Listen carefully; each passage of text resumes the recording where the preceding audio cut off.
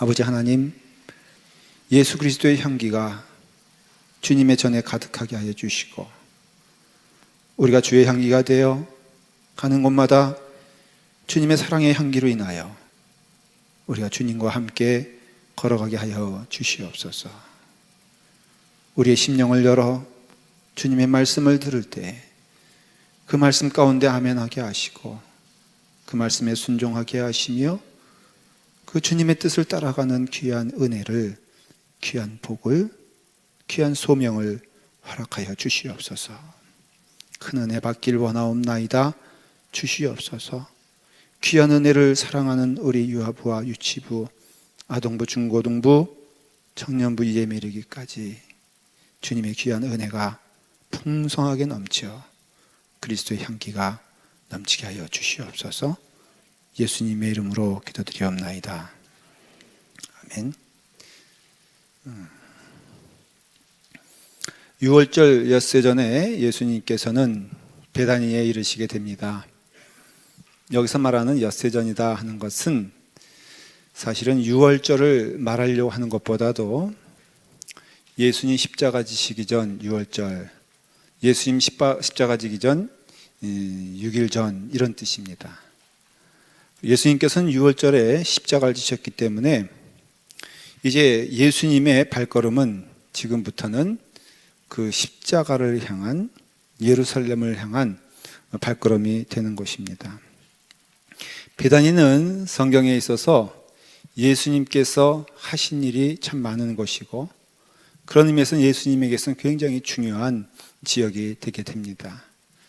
우리는 전에 살펴봤습니다. 베다니에서 예수님께서는 죽은 나사로를 사흘 만에 부활시키셨습니다. 그리고 나서는 이제 그곳을 떠나, 왜냐하면 유대인들이 예수님을 죽이려고 했거든요. 근데 그때가 죽을 때가 아니셨어요. 예수님은 예루살렘에 올라가셔서 6월절에 죽으셨어야만 됐어요. 그래서 예수님께서는 제자들과 함께 그 조그만 동네인 에브라임이라는 곳에 가셔서, 또 성경의 학자들은 예수님은 광야로 나가셔서 기도하시면서 예수님의 가시는 길을 준비하셨다, 그렇게 기록하고 있습니다. 그러니까 예수님께서는 이제 이 발걸음이 이제 예루살렘을 향한 발걸음에 다시 베다니로 오셨어요. 왜냐하면은 이 베다니에서 잔치가 있었는데, 그 잔치는 누구를 위한 잔치냐 하면은 바로 예수님을 위한 잔치였기 때문에 예수님께서는 베다니에 이 잔치의 자리에 오게 된 것입니다. 예수님이 오셨을 때 베다니 사람들은 다 기억하고 있었습니다.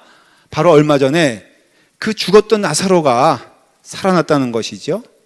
그래서 그것이 온 동네에 소문이 되어, 그렇죠, 죽은 자가 살아났으니 냄새나는 수의를 입고 있던 그 죽은 사람이 바로 멀쩡하게 걸어다니고 지금도 걸어다니고 있으니 그 일을 행하신 예수님에 대한 관심과 만나고자 하는 그 열기가 얼마나 가득했겠습니까? 1절 말씀에 오늘 6월절 엿새 전에 예수께서 베다니에 이르시니, 이곳은 예수께서 죽은 자 가운데 살리신 나사로가 있는 곳이라 말하고 있어요. 그러니까 예수님께서는 베다니에 오셔서 어느 한 집에 들어가셔서 이제 그 집에서 준비된 잔치를 맞이하게 되어 있습니다. 자칫 우리가 오해하는 게, 예수님께서 베다니에 오셨으니까는 나사로의 집에 들어가셨나 보다 하지만은, 오늘 이 마리아가 예수님 발 아래 엎드려 향유를 부은 것을 요한복음에만 있는 것이 아니라 마태복음에도 있고 또 마가복음에도 있단 말이죠. 그 기록을 살펴보면은 마태복음과 마가복음에서는 아주 분명하게 그 집은 나사로의 집이 아니라 문둥병인 시몬의 집이다, 그렇게 얘기하고 있어요. 문둥병자인 시몬의 집에서 잔치가 벌어진 것이죠. 예수님께서는 베다니에서 나사로만 살린 것이 아니라 놀라운 이적과 기적들을 베다니에서만도 행하셨는데, 그 가운데 문둥병자의 집에서 잔치를 베풀었다 한 뜻은 여러분, 문둥병은 가까이 할 수 없는 병이에요. 제가 어릴 때 제가 살았던 곳이 아주 깡촌은 아닌데 그 백마장 상곡동이라 하는 그 인천 부평에서 얼마 떨어지지 않은 읍 정도 되는 동네였어요. 근데 거기 문둥촌이 있었어요. 그때는 뭐 문둥이촌이라고 해가지고 좀 멸시하는 말이었는데, 여러분 그 코가 없는 사람 보신 적 있으세요? 네? 없죠? 저는 봤어요. 손이 가다가 뚝 떨어지는 거 보신 적 있으세요? 저는 봤어요. 목사님은 대체 어느 시대에 살았나? 그 동네가 그런 동네였어요. 문둥이촌이 있어가지고 정말로 그 사람이 나타나면요, 그러니까 읍내로 들어오지도 못해.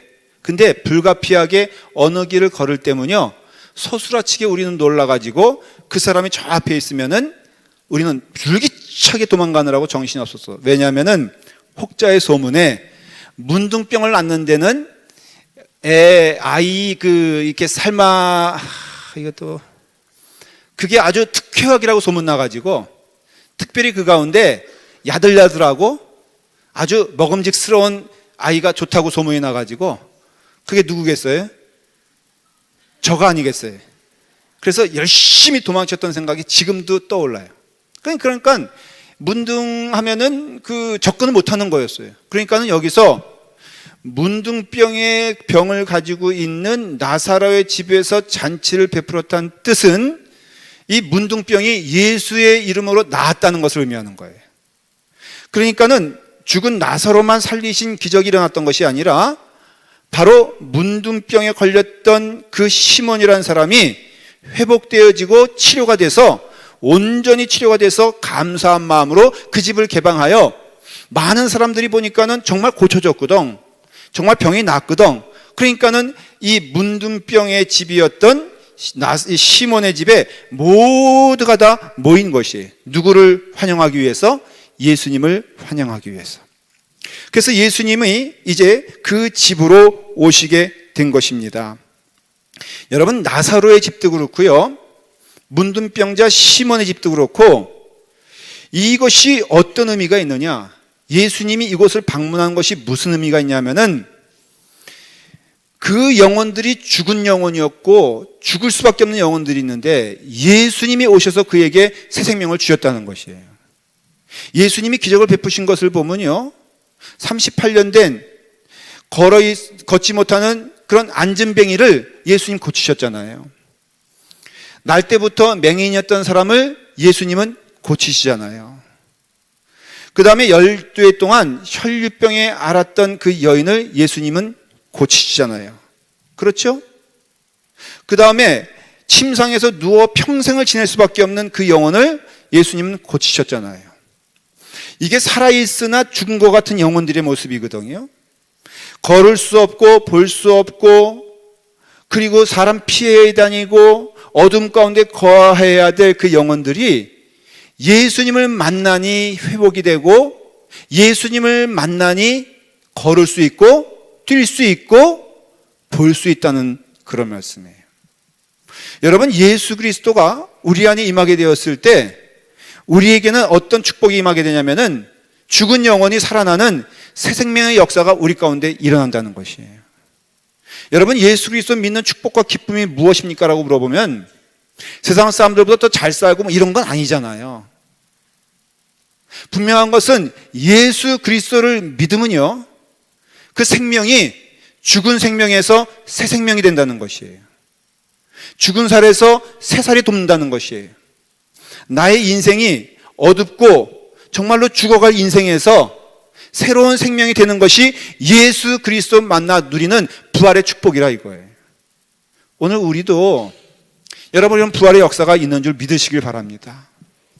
나의 생명이, 나의 삶이 어떻게 보면 어둠 가운데 있고 죽을 수밖에 없는 영혼인데, 근데 예수님이 우리 안에 거하시면요, 죽은 것이 살아나고 어두운 것이 광명이 되는 것을 우리의 삶을 통하여 경험되어지기 때문에 참된 예수 그리스도 믿는 것은요, 내 안의 생명으로 인해서 내가 감사할 수 있고 즐거워할 수 있는 것인데, 그 즐거움은, 그 기쁨은 너희가 범사에 감사하고 항상 즐거워하며 기뻐하며 말하고 있잖아요.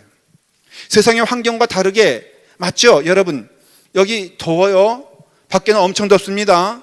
근데 여기는요, 시원하지 않습니까, 여러분? 안 시원합니까? 답이 없으십니까? 예, 여기는 늘 시원하게 돼 있어요. 왜냐하면은 더모스타트가, 저 온도계가 항상 일정하게 그 온도를 가리키기 때문에 우리는 즐거운 곳이에요. 마찬가지로 예수 그리스도께서 임하시면 죽은 자 가운데 살아나시는 그 예수님의 능력과 하나님의 능력이 우리 가운데 임하여져서도 우리 가운데 죽은 영혼이 살아있는 영혼이 되고, 우리 가운데 죽은 눈이 살아 역사하는 눈이 되며, 우리의 귀가 들리지 않던 것이 들리게 되는 하나님의 충만한 역사가 우리 가운데 임한다는 것이, 그걸 의미하는 것이에요. 예수님이 가는 곳마다 생명이 넘치게 되었고요, 예수님이 가는 곳마다 죽은 영혼이 살아났다는 것은, 전원자가 걷게 됐다는 것은 우리에게도 동일하게 우리 주 예수 그리스도의 은혜 안에서 우리의 생명이 새롭게 된다는 것이죠. 그래서 예수 믿으면요, 기뻐해야 돼요. 만일 기쁘지 않다면은, 만일 즐겁지 않다면은 질문해야 돼요. 질문하시기 바랍니다. 주님, 내게 기쁨을 주신다고 말씀하지 않으셨습니까? 약속하신 그 은혜가 우리 가운데 임하게 돼요. 3절을 보니까 이 말씀이 있어요. 다 같이 함께 읽겠습니다. 한 목소리 읽겠습니다. 시작. 마리아는 지극히 비싼 향유 곧 순전한 나드 한 근을 가져다가 예수의 발에 붓고 자기 머리털로 그 발을 닦으니 향유 냄새가 집에 가득하더라. 여기서 말하는 순전한 나드는, 일단 순전하다는 것은 불순물이 없는, 물건으로 말하면은 가장 최상값을 말하는 것이에요. 가격으로 말하면은 가장 비싼 것을 순전하다고 말하는데, 그 순전한 나드, 이 나드는 향나무의 일종인 그 나르도라는 나무에서 채취된 것이에요. 근데 이 나르도는 이게 유대 땅에 있는 것이 아니라 히말라야 산맥을 건너서 그것을 지나 인도 깊숙한 곳에서 나는 향나무의, 그 향나무에서 축출된 향이에요. 당연히 이것은 수입품이기 때문에 엄청 비싼 겁니다. 저는 모르겠어요. 우리 가운데 제일 비싼 향수가 얼마일까, 무엇일까 모르겠는데 그거보다 더 비싸다고 생각하시면 돼요. 그 나드가 이 마리아에게 얼마큼 있었냐면은 바로 한 나드가 있었어요. 이 나드 한 나드란 것은 키로로 말하면은, 그람으로 말하면 600g이에요. 600g. 여러분, 향수는요 얼마큼 발라서 효과가 납니까? 여기에 향기가 온전히 퍼지려면은 샤넬 5인가요? 여러분들도 모르고 저도 몰라요. 그 하나만 여기서 퍼져도 이 교회에 온통 퍼질 거란 말이죠. 그러니까는 그와 같이 귀한 것을 지금 마리아가 가지고 온 것이에요. 근데 이것을요, 600g에 되는 이 한 나드 되는 이 향유를 옥합을 통째로 예수님 발 아래 다 갖다 부었어요. 그러니까 이것이 얼마나 큰 향기가 되고 큰 헌신이 되는지를 알 수가 있어요. 특별히 다른 성경에서는 옥합 한 병이라고 되어 있지만은 이 나드의 이 근을 가지고 있는 이 향유는요, 뭘 의미하냐면은 결혼을 앞둔 여인에게 필수적으로 있어야 될 향유라는 뜻이에요. 결혼할 사람이 이제 신혼의 밤은 참 설레이고 귀한 일이 아닙니까? 그 첫날 밤에 그 여인의 몸에 이 향유를 뿌리고 들어가서 신랑을 맞이할 때 사용되는 향유가 바로 이 옥합 향유였어요. 그러니까 지금 여러분, 이 마리아가 이 향유를 온통 예수님에게 부었다는 뜻은 뭘 말하냐면은 바로 마리아에게 있어서는 그 결혼, 마리아에게 있어서는 가장 소중한 것, 마리아에게 있어서는 가장 귀한 것을 지금 누구에게 드리는 거냐면은 그 가장 귀한 예수님께 드리는 영적인 행위를 말하는 것이에요. 마리아는 이제 예수님으로 인하여 구원받은 자예요.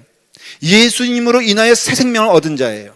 예수님으로 인하여 이제 새롭게 변화된 그의 삶을 보면서 그 주님을 바라보니까 너무너무 감사하고, 그 주님을 바라보니까 너무너무 고맙고, 주님을 바라보니까 너무너무 기쁜 거예요.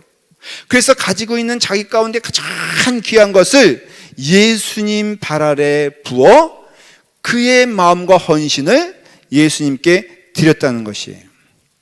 이런 귀한 향유를 예수님께 부었는데 그렇기 때문에 사람들의 시선이 이것을 드리는 마리아에게 집중이 됩니다.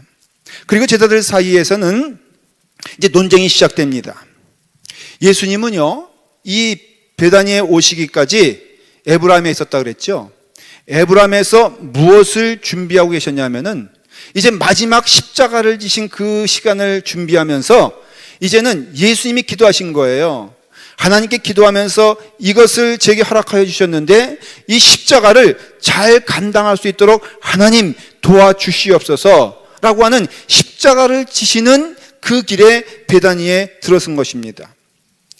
여러분, 예수님께서는 그 목적지가 예루살렘이었는데 제자들은 예수님께서 예루살렘에 가실 걸 알았어요. 근데 제자들이 생각했던 예수님의 길은 예수님이 걸었던 십자가의 길과는 전혀 다른 길이었습니다. 제자들이 생각하기에는 이번에 예수님께서 예루살렘에 올라가시면은 유대의 모든 왕을 다 패하시고 로마의 압제에서 이스라엘을 구원시켜 주시며 많은 백성들이 이제 예수님을 유대인의 왕으로 추대할 것이다. 그럼으로써 왕으로 추대가 되면은 그동안 고생하면서 목숨을 다하여 모든 것을 다 바쳐 예수님을 따라다녔던 우리들은 이제 고생은 끝나고 예수님이 왕이 되시면 우리는 그 왕 밑에서 우리가 중요한 자리를 한 자리씩을 우리가 갖게 될 것이다. 그렇게 생각했다는 것이에요. 추상적으로 생각한 것이 아니라 심지어는 그래서 그 제자 가운데 야고보와 요한은 그 어머니 그 살로메를 동원시켜가지고, 살로메가 예수님의 이모가 되거든요. 그러니까 야고보와 요한은 예수님의 사촌이 된단 말이죠. 동원시켜가지고 이제는 우리가 무엇을 구할 것을 알게 하여 주시옵소서. 우리가 구할 것이 있는데 주님 그것을 들어주시옵소서. 그 살로메는 구체적으로 뭐라고 말하냐면은 내 아들들을 주의 우편에 주의 좌편에, 마가복음에서는 직접 그 야고보와 요한이 예수님을 찾아가지고 뭐라고 말하냐면은 주여 주님의 영광 중에 예루살렘의 왕이 될 때에, 유대인의 왕이 될 때에 그때 우리를 잊지 마시고 주님 우편에 주님 좌편에 우리를 앉게 하여 주시옵소서. 그렇게 부탁한 사람이 바로 누구냐면은 이 요한복음의 저자인 사도 요한이었다 이거예요. 그와 같이 제자들은 그 마음 가운데 품었던 것이 뭐냐면은 예수님이 예루살렘에만 가시면은 우리는 이제는 육신의 고통은 고난은 끝나고 우리는 이제 성공한 사람이 될 것이다 라는 마음이 가득 차 있었어요. 근데 그것이 이 야고보와 요한뿐 아니라 바로 모든 제자들이 갖고 있던 생각이었어요. 그 말을 들은 다른 제자들이 분이 났습니다. 마가복음 10장 41절에 보니까 10 제자가 듣고 야고보와 요한에 대하여 화를 내거늘, 그 얘기를 들은 다른 제자들이 불같이 화가 났습니다. 왜 화가 났습니까? 아니 내가 더 고생했는데, 베드로로 말하면 내가 집도 팔고 내가 배도 팔고 내가 가족도 버리고 내가 예수님만 쫓아다녔는데 어떻게 저들보다 내가 더 부족할 수 있느냐, 이런 말이에요. 이런 욕심이 가득 찬 상황에 있을 때 주님께서 말씀하셨습니다. 예수께서 이르시되 너희는 너희가 구하는 것을 알지 못하는도다. 너희는 내가 마시는 잔을 너희가 마실 수 있으며 내가 받는 세례를 너희가 받을 수 있겠느냐라고 말씀하세요. 여러분, 지금 제자들은요 예수님이 어떠한 길을 가르치는지 몰라요. 그러나 예수님은 십자가의 길을 가시는 길이었어요. 그 아무도 예수님께서 어떤 길을 가시는지 무엇을 행하시는지 알지 못할 때 단 한 사람을 알고 있는 사람이 있었으니 그가 바로 오늘 여기에 나오는 마리아였단 말이에요. 마리아는 바로 그 길이, 예수님이 가시는 그 길이, 예수님이 베다니에 오신 그 길이, 예수님이 베다니에서 이와 같이 잔치자리에 거하시는 이유가 딴 것이 아니라 예루살렘에 올라가셔서 십자가에 달려 죽을 길임을 알았어요. 예수님은 그 마리아를 위하여 죽기까지 사랑하셔서 예루살렘에서 십자가를 지시고 이제는 처참하게 죽을 것을 마리아는 알고 있었어요. 그래서 예수님의 그 가시는 길에 마리아는 옥합을 깨뜨렸다는 것은 딴 것이 아니라 자기의 모든 것을 들여 눈물로 머리카락으로 예수님의 발을 닦았다 그러거든요. 여러분, 그럴 때 그 마리아는 눈물로 예수님의 발을 씻어주면서 그 가시는 길 막을 수는 없으니까, 주님 가시는 길은 가셔야 되는 거니까는 십자가를 지시기 위해서 이 땅에 오셨으니까는, 그러나 그 십자가에 가는 길의 마지막에 마리아는 가장 자기의 귀한 것으로 예수님의 가는 길에 그 마지막을 맞이하는 것이에요. 옥합은요, 여자가 결혼하여 첫날 밤에 사용되는 것뿐 아니라 그 옥합은 죽어가는 그 영혼을 향하여서, 죽은 시신을 향하여서 사용되어지는 향수이기도 해요. 지금 마리아는 그것을 하나님께 드리는 것이에요. 좀 질문이 되죠? 어떻게 해서 마리아는 아무도 알지 못하는 예수님의 길을, 심지어는 3년 반 동안 같이 24시간 있었던 제자들도 깨닫지 못하고 알지 못했던 그 길을 어떻게 마리아는 알 수 있었을까? 누가복음 10장 39절에 그 마리아의 모습이 나옵니다. 그에게, 나사로에게 마리아라 하는 동생이 있어 그 마리아는 주의 발치에 앉아 그의 말씀을 듣더라.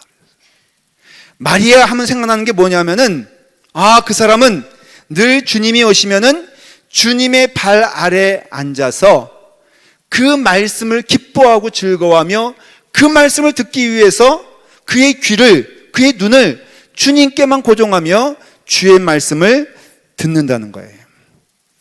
주의 발 아래 앉는다는 것은 배우는 것을 뜻하고 듣는 것을 뜻하고, 하나님의 말씀이 그의 심령 가운데 임하여 그 말씀을 마리아의 마음에는 접어뒀다는 것이에요. 마리아 하면은 주의 발치에 앉아 말씀을 듣던 여인. 마르다 하면 떠오르는 게 뭐예요? 자, 마리아는 그렇다고 치고 마르다 하면 떠오르는 게 뭐예요, 여러분들? 여기 마르다 선교회 있어요? 마르다 하면 떠오르는 게, 오늘 말씀을 보니까 역시 마르다는 우리의 기대를 저버리잖아요. 2절을 보십시다. 한번 볼까요? 시작. 거기서 예수를 위하여 잔치할세 마르다는 일을 하고. 마르다는 뭐 하고 있었어요? 예수님이 오셨을 때 마리아는 그의 발치에 앉아 말씀을 듣는 것을 기뻐할 때, 마르다는 아주 일관성 있게 뭐 하고 있었어요? 음식을 만들고 있었죠. 그래서 마리아가 하도 예수님 밑에서 말씀을 들으니까는 마르다가 예수님께 와가지고 뭐라고 말합니까? 저 동생 마리아에게 말씀하셔서, 지금 이와 같이 바쁘고 손이 부족한데 예수님 그 마리아에게 좀 음식 준비하라고 좀 해주세요. 근데 주님께서 뭐라고 말씀하십니까? 마르다야, 너는 너무나 많은 일에 번잡하구나. 마리아는 도저히 빼앗길 수 없는 그것을 하고 있으니 그것이 선하고 그것이 옳도다라고 말씀하지 않아요. 그게 여러분, 주님 앞에 나올 때 우리가 말씀을 듣는 자가 되어야 한다는 것을 의미하는 것이에요. 여러분, 제가 옛날에 한국에서 그 교회에서 헌신할 때, 전도사로 일할 때 저에게 교구가 있었습니다. 그래서 이제 그 신방을 하는데, 신방을 하면은 이제 대신방 기간에는 그 신방부대가 조직이 됩니다. 그래서 한 10명 내지 12명 다 남자예요, 여자예요? 여자예요. 왜냐면 하루에 5가정을 신방해야 되는데, 그때 한국에는 여자분들은 집에서 있었기 때문에 시간이 됐어요. 그래서 이제 그 강남역에서 그 점심시간이 되면은 어떤 그 이렇게 고급스러운 약간 가면요, 꼭 남자 한 명에 여자가 15명씩 이렇게 상을 차지하고 있으면 그 한 명은 누구요? 목사님이었어요. 갑니다. 가면은 신방을 가면요, 재밌는 게 이제 그때는 보통 이렇게 점심을 집에서 대접을 하거든요. 집에서 대접하는데 현관에 들었을 때부터 우리가 나올 때까지 무척 바쁜 분이 있는데 집주인이요. 예배를 드립니다. 집사님 예배 드리십시다. 목사님 먼저 시작하세요. 제가 지금 너무너무 바쁘거든요. 그래가지고는 신방대원 10명 놓고선 예배를 드리는데, 정작 예배를 받아야 될 집주인은 없고 그 말씀 반복하여 들은 신방대원들만 열심히 말씀 듣고 있는 거예요. 그 집주인은 뭐 하냐면 음식 준비하느라고 정신없다가 그 다음에 제가 일어나면은 그 신방은 끝나는 거예요. 집사님 무슨 말씀을 들었어요? 제가 너무 바빠가지고 음식 맛을 보느라고, 내가 잡채 준비하느라고 내가 목사님 말씀, 전사님 말씀을 못 들었습니다. 여러분, 그 신방이 아니잖아요. 신방은요, 하나님 말씀 아래 무릎을 꿇고 그 말씀을 듣는 것이 신방이란 말이죠. 예배는 무엇일까? 예배는요, 딴 것 아니에요. 이 자리에 와서 주님을 만나고 이 자리에 와서 주님께 예배드리고 이 자리에 와서 주님의 말씀을 듣는 것이 예배예요. 여러분들이 아무리 열심을 다하여 이 자리에 와서 헌신한다고 하여도, 봉사한다고 하여도, 애를 쓰고 노력한다고 해도 여러분들이 주님 만나지 못하고 주님의 말씀 듣지 못하고 주님의 말씀에 집중하지 못한다면은 그것은, 그 봉사는 결국은 악하게 된 것이에요. 악해서 악한 것이 아니라 하나님 만나지 못하면 심령 굳어지지 않습니까? 하나님의 말씀 듣지 못하면 우리의 심령이 딱딱해지지 않습니까? 딱딱하면요, 딱딱한 상태에서 하는 모든 헌신은 다 열매가 없이 그게 오히려 악해진다는 것을 성경은 말해주고 있는 거예요.